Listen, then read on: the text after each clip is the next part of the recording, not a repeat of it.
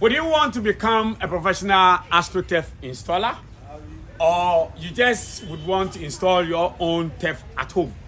If any of the two is you, then stick around. I'm going to show you a simple trick when it comes to laying of Astro Turf.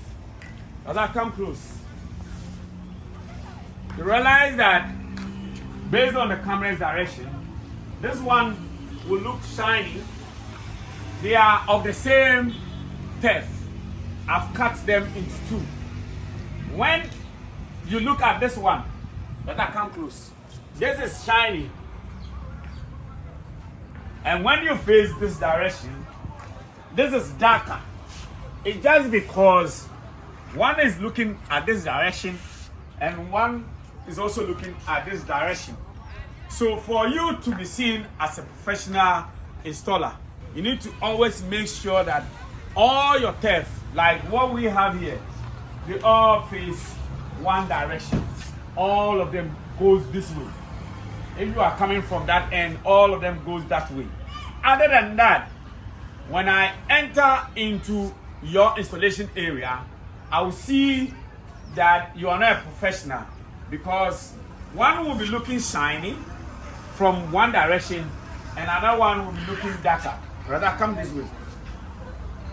Look, this is shiny when he's here, and this is darker when he's standing here. Meanwhile, they are the same turf.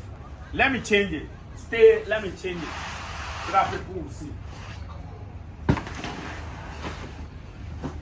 If you change the direction to this one's direction, now you see, they all need to look the same. So if you don't know and you have bought two bundles or two rows of Astro Turf, you might think you can lay them anyhow. No. For you to do it professionally, you need to ensure that they are all going towards one direction.